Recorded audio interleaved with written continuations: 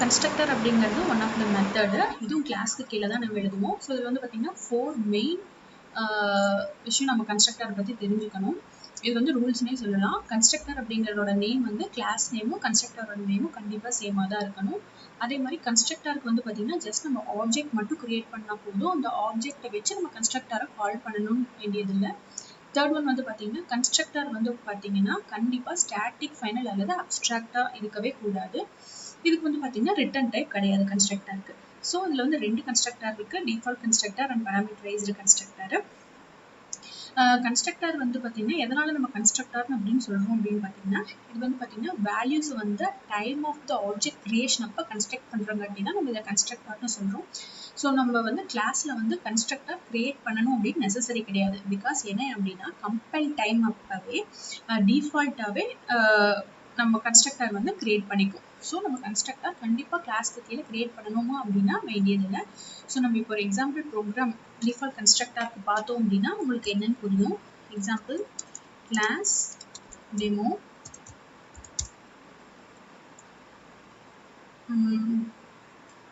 நான் டெமோ அப்படின்னு சொல்லி ஒரு கன்ஸ்ட்ரக்டர் கிரியேட் பண்ணுறேன்.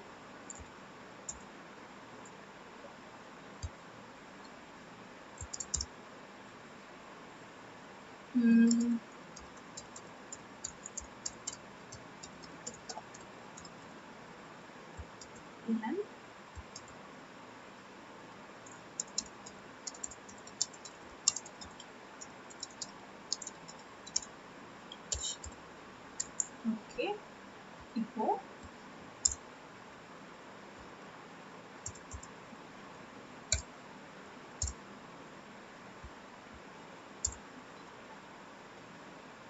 main function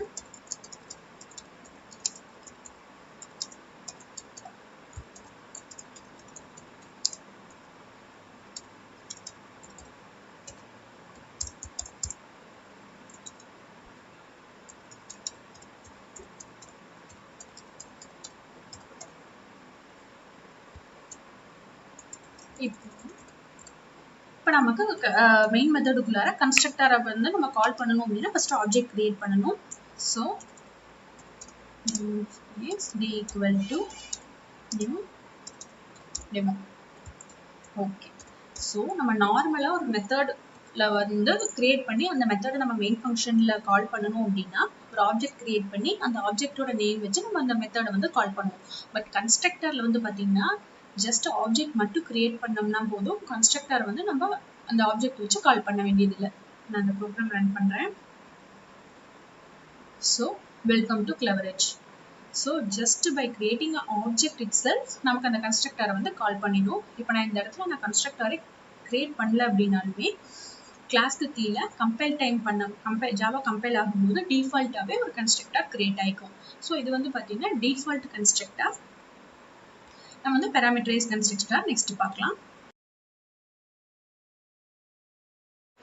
2 types of constructor. ஒன்று வந்து default constructor, parameterized constructor. So default constructor நம்ம பார்த்துட்டோம். ஸோ இதுலேயே நம்ம parameterized constructorம் பார்த்துடலாம். Next demo. நான் இதில் 2 வேரியபிள்ஸ் பாஸ் பண்ணுறேன், int b. ஸோ இது வந்து பார்த்தீங்கன்னா constructor overloadingனு கூட சொல்லலாம்.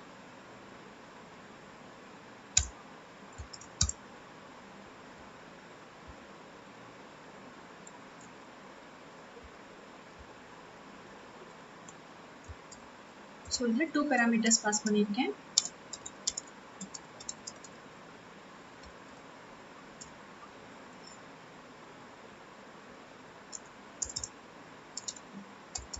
இது டெமோ.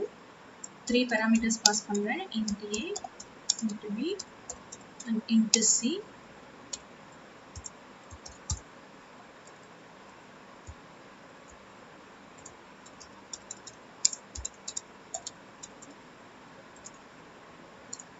ஸோ இது வந்து கன்ஸ்ட்ரக்டர் ஓவர்லோடிங்கும் இதில் பெர்ஃபார்ம் ஆயிருக்கு. ஓகே, ஸோ இப்போ நான் 3 கன்ஸ்ட்ரக்டர் கிரியேட் பண்ணியிருக்கேன். ஸோ ஃபர்ஸ்ட் கன்ஸ்ட்ரக்டர் வந்து பார்த்தீங்கன்னா டெமோ டி, இது டிஃபால்ட் கன்ஸ்ட்ரக்டர். செகண்ட் கன்ஸ்ட்ரக்டர் வந்து பார்த்தீங்கன்னா demo d1 equal to new demo.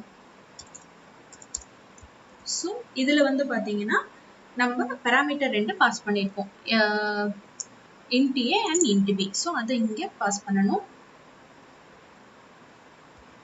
2, 2. Next demo d2, third, அதாவது 3 பேராமீட்டர் இதுக்கு. new demo 2, 2.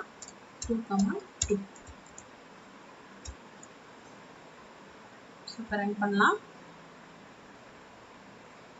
So welcome to கிளவரேஜ் அப்படிங்கிறது நம்மளோட டிஃபால்ட் கன்ஸ்ட்ரக்டர்.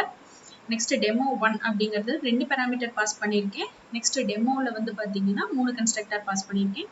ஸோ நம்ம ஆப்ஜெக்ட் மட்டும் டிஃப்ரெண்ட் நேமில் கிரியேட் பண்ணால் போதும், எந்த ஒரு கன்ஸ்ட்ரக்டரையுமே ஆப்ஜெக்ட் வச்சு கால் பண்ணணும் வேண்டியதில்லை. ஸோ இதில் நம்ம பேராமீட்டரைஸ்டு கன்ஸ்ட்ரக்டர் வித் கன்ஸ்ட்ரக்டர் ஓவர்லோடிங்கோட பார்த்துருக்கோம்.